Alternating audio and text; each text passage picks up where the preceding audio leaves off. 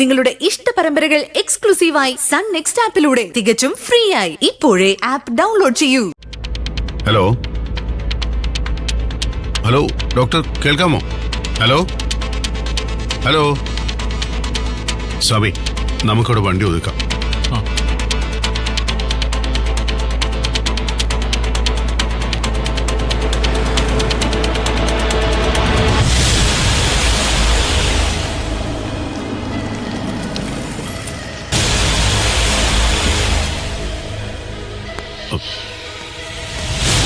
Hello hello hello hello hello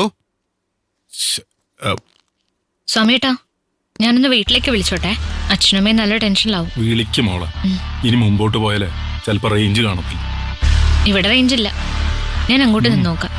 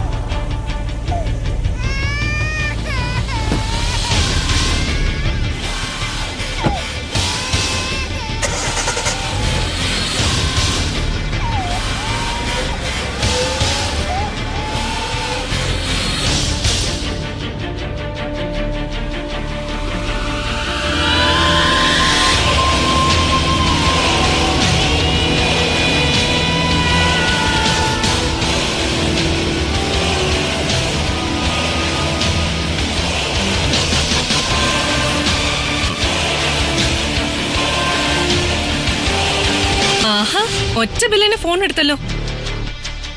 ഇത്തിരി മുന്നേ ഞാൻ വിളിച്ചിരുന്നു, ഫോൺ ബിസി ആയിരുന്നല്ലോ. പിന്നെ മറ്റവള് കൂടെ ഉള്ളത് കൊണ്ട് അവളായിരിക്കില്ല ലൈനിലെന്ന് എനിക്കറിയാം. ആശുപത്രിന്നായിരുന്നു. നീ തിരികെ വന്നു? ആ, ഇപ്പൊ എത്തിയതേ ഉള്ളൂ. ഒരു കാര്യത്തില് നിങ്ങളെ സമ്മതിക്കണം. വയ്യാത്ത ശ്രുതിമോളെ ഇട്ടിട്ട് മുറപ്പെണ്ണിനെ തേടി പോയിരിക്കുന്നു. ഒപ്പം കളിച്ചിരിയുമായി കാമുകയും. എന്താ ശ്രുതിമോളൊപ്പം കൂട്ടാഞ്ഞത്? ഇത്രയും ദൂരത്തിലേക്കുള്ള യാത്രയിലും, അതും അപകടം പിടിച്ച യാത്രയിൽ. ഓ, കരുതല്. ശരി ശരി, ഉല്ലാസയാത്ര നടക്കട്ടെ.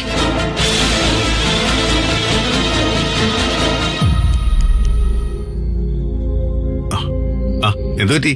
വീട്ടിലേക്ക് വിളിച്ചിട്ട് കിട്ടിയില്ലേ? ഇല്ല ഡോക്ടർ, ഇവിടെ ഭയങ്കര റേഞ്ചിന്റെ പ്രശ്നാ. നമുക്കെന്നാ പോയാലോ?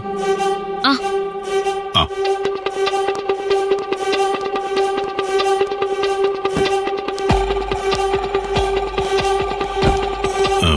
എന്തെങ്കിലും ഒരു വിവരത്തിനായി പാവം ശങ്കരമാവൻ കാത്തിരിക്കാവും. ആ ഹൃദയമിടിപ്പിന്റെ വേഗം, ആ ആകാംക്ഷയുടെ അളവ് എത്ര വലുതായിരിക്കും അല്ലേ? അതെ, ശങ്കരമാവൻ നെഞ്ചിൽ കിടത്തി വളർത്തിയ കുട്ടിയാവള്. എങ്ങനെ ഇങ്ങനൊരു അബദ്ധം അവൾക്ക് സംഭവിച്ചു എന്നാ മനസ്സിലാവാത്തത്. ചെറിയ പ്രായല്ലേ, മധുര വാക്കുകളിൽ വീണുപോകും. ആദ്യം പ്രലോഭനം, പിന്നെ യാചന, അത് കഴിഞ്ഞ് സമ്മർദ്ദം, പിന്നെ ഭീഷണി. ഇതൊക്കെയാണല്ലോ പെൺകുട്ടികളെ വലയിൽ വീഴ്ത്തുന്നവരുടെ തന്ത്രം. എത്ര പത്രവാർത്തകൾ കണ്ടാലും നമ്മുടെ കുട്ടികൾ പഠിക്കത്തൂല്ല. ആ ശങ്കരമാവന്റെ കാര്യം പറഞ്ഞേ ഉള്ളൂ. ദേ വിളിക്കുന്നു. അമ്മ അവന് 100 ആയുസ എടുക്ക് സാർ. അമ്മവ മരുമോനെ, എന്തായടാ കൊച്ചിനെ കണ്ടോ? അമ്മവ ഞങ്ങൾ അങ്ങോട്ട് പൊയ്ക്കൊണ്ടിരിക്കുന്നേ ഉള്ളൂ. എത്തിയില്ല അല്ലേ? ഇല്ല. കൊച്ചിനെ കണ്ട അവളോട് പറയണം, അച്ഛൻ വഴക്കൊന്നും പറയില്ല, ധൈര്യമായിട്ട് ഇങ്ങോട്ട് വന്നോളാൻ. ആ പറയാം. എന്നാ ശരി, ചെന്നിട്ട് വിളിക്കും. ഞാൻ ഫോണിൽ തന്നെ നോക്കിയിരിക്കും. ശരി. അമ്മാവും വലിയ പ്രതീക്ഷയില്ല. സ്വാമി, ഇനി കുറച്ചു ദൂരം കാട്ടിലൂടെ പോകാനുണ്ട്. വണ്ടി ഞാൻ എടുക്കണം. വേണ്ട, ഞാൻ തന്നെ ഓടിച്ചോളാം. സ്വാമി കയറിക്കോ.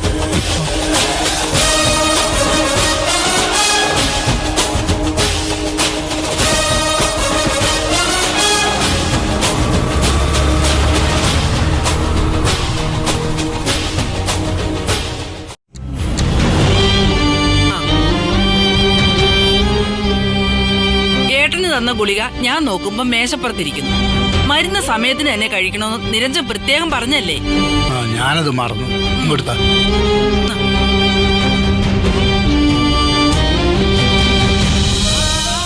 എന്റെ കൊച്ചു വന്നാ പിന്നെ എനിക്കൊരു മരുന്നിന്റെ ആവശ്യം വരില്ല.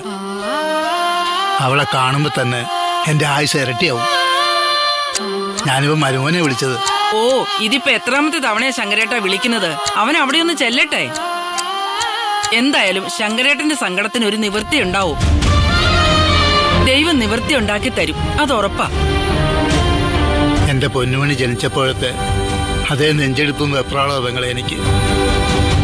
ആദ്യമായി അവളുടെ മുഖം കാണുന്നത് പോലെ ഒരു പെടപ്പ്. പൊന്നുമണി വരൂ ശങ്കരേട്ട, ഉറപ്പായിട്ടും വരും. വന്നാലേ അവക്ക് കൊടുക്കാനായിട്ട് ഒരു കുഞ്ഞു തല്ല് ഞാൻ ബാക്കി വെച്ചിട്ടുണ്ട്. വരുമല്ലേ പെങ്ങളെ? പിന്നെ വരാതെ. നമ്മൾ അത്രയ്ക്ക് മനസ്സുരുകി പ്രാർത്ഥിക്കുന്നതല്ലേ. ദൈവം നമ്മുടെ കണ്ണുനീര് കാണാതിരിക്കോ ശങ്കരേട്ട?